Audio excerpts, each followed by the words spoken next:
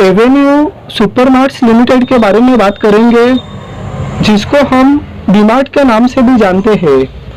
Long term investment के लिए बेहतरीन स्टॉक है।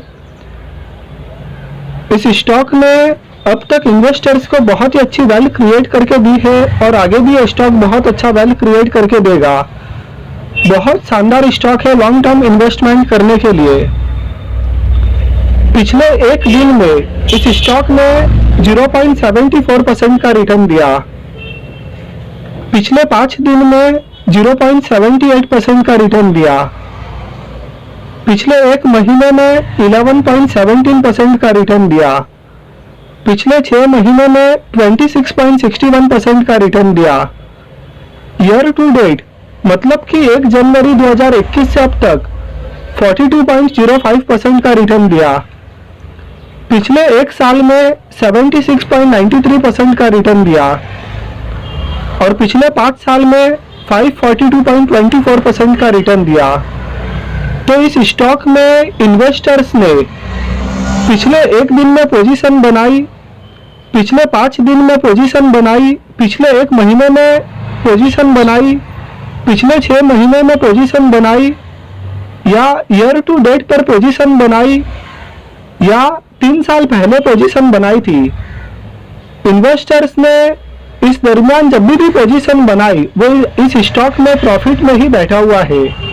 इतना शानदार स्टॉक है कि इस स्टॉक ने कंसिस्टेंट रिटर्न दिए हैं। Total reserves and surplus 11,657.51 crore, पहले 4,970 करोड़ था, उसके बाद में 10,487 करोड़ और अब 11,657 करोड़। तो टोटल रिजर्व्स एंड सरप्लस में पहले के कंपेयर में अच्छी जंप है। लॉन्ग टर्म बोरिंग्स कुछ भी नहीं है।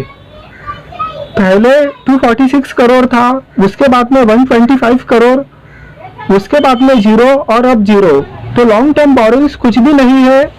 लॉन्ग टर्म बोरिंग्स का मतलब कि लंबी दूरी का कर्ज। तो लंबी दूरी का कर्ज कंपनी के ऊपर कुछ भी नहीं है, जो कि बहुत अच्छी बात है। शॉर्ट टर्म बोरिंग्स भी कुछ भी नहीं है। शॉर्ट टर्म बोरिंग्स 0 है। शॉर्ट टर्म बोरिंग्स वैसे भी फ्लक्चुएट मैनर में रहते हैं और अगर शॉर्ट टर्म बोरिंग्स थोड़ा बहुत होता भी है तो उससे कोई फर्क नहीं गिरता है। तो यहाँ पर शॉर्ट टर्म बोरिंग्स 0 है, तो ये तो बहुत अच्छी बात है।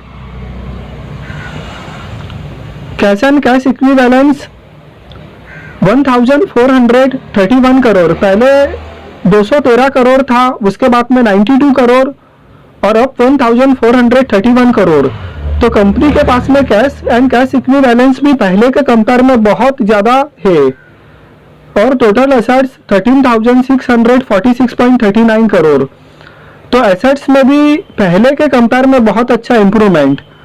बैलेंस शीट के ऊपर कंपनी की स्थिति बहुत ही मजबूत है।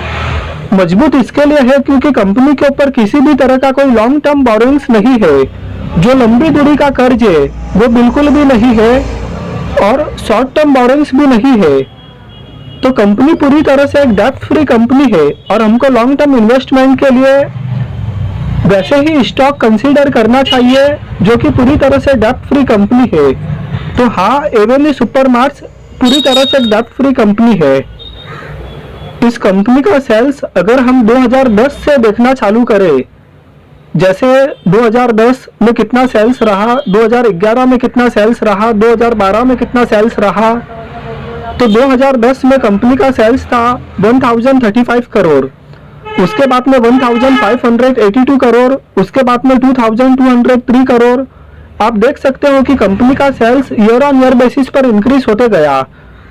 उसके बाद में 3,335 करोड़, 4,681 करोड़, 6,434 करोड़, 8,537 करोड़, 11,881 करोड़, 15,900 करोड़, 19,916 करोड़, 24,675 करोड़, 23,787 करोड़। तो आप देख सकते हो कि कंपनी का sales year on year basis पर इंक्रीज होते गया। और उसी तरह से जब हम इसका प्रॉफिट बिफोर टैक्स देखते हैं तो 2010 में 32 करोड़, उसके बाद में 60 करोड़, फिर 87 करोड़, 139 करोड़, 242 करोड़, 321 करोड़, 488 करोड़, 747 करोड़। आप देख सकते हो कि कंपनी का प्रॉफिट बिफोर टैक्स कितना अच्छे से इंक्रीज होते गया। उसके बाद में 1196 करोड़, 1448 करोड़, 1783 करोड़, 1545 करोड़। तो आप देख सकते हो कि ईयर ऑन ईयर बेसिस पर कंपनी का प्रॉफिट बिफोर टैक्स भी इंक्रीज होते गया। जब हम इसका नेट प्रॉफिट देखते हैं तो बरोबर, तो इसका 21 करोड़, 41 करोड़, 59 करोड़, 93 करोड़, 160 करोड़, 211 करोड़, 318 करोड़, 483 करोड़, 785 करोड़, 936 करोड़, 1350 करोड़, 1165 करोड़। तो इसका नेट प्रॉफिट भी इंक्रीज होते गया। तो कंपनी बहुत ही लंबे समय से ईयर ऑन ईयर बेसिस पर कंपनी के सेल्स इंक्रीज हो रहे, कंपनी का प्रॉफिट बिफोर टैक्स में भी अच्छी जंप है और नेट प्रॉफिट भी ईयर ऑन ईयर बेसिस पर इंक्रीज होते जा रहे हैं। बहुत ही शानदार बिजनेस है डीमार्ट का। इस स्टॉक का शेयर होल्डिंग पैटर्न भी बहुत अच्छा है कि प्रमोटर के पास में 74.99% का स्टेक है। इतना बड़ा स्टेक होना प्रमोटर के पास में एक अच्छी बात है, क्योंकि प्रमोटर कभी नहीं चाहेगा कि कंपनी के साथ में कुछ खराब हो। अगर कंपनी के साथ में कुछ खराब होगा तो सबसे ज़्यादा असर प्रमोटर के ऊपर होगा, क्योंकि सबसे ज़्यादा होल्डिंग प्रमोटर के पास में है। इसके लिए प्रमोटर के पास में इतनी होल्डिंग होना भी अपने आप में एक अच्छी बात है। FIIs के पास में 10.04% का स्टेक है, DIIs के पास में 6.71% का स्टेक है। तो इस स्टॉक के अंदर इंस्टीट्यूशनल इन्वेस्टमेंट भी अच्छा है और पब्लिक के पास में 8.26% का स्टेक है। तो शेयर होल्डिंग पैटर्न भी काफ़ी अच्छा नज़र आता है। तो लॉन्ग टर्म इन्वेस्टमेंट के लिए एक बेहतरीन स्टॉक है डीमार्ट का, कि इस कंपनी का बैलेंस शीट के ऊपर तो पूरी तरह से एक डेब्ट फ्री कंपनी है। कंपनी के ऊपर किसी भी तरह का लंबी दूरी का कर्ज नहीं है, शॉर्ट टर्म का कोई कर्ज नहीं है।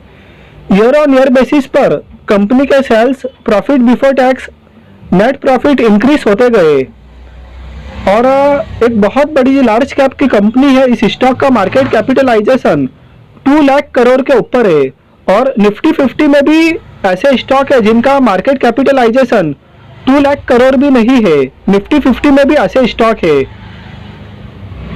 तो फ्यूचर में ये स्टॉक निफ्टी 50 का भी हिस्सा बनेगा। हालांकि फिलहाल तो ये स्टॉक फ्यूचर एंड ऑप्शंस में भी ट्रेड नहीं होता है, लेकिन ये स्टॉक फ्यूचर एंड ऑप्शंस में भी आएगा और आने वाले समय में निफ्टी 50 का हिस्सा भी बनेगा।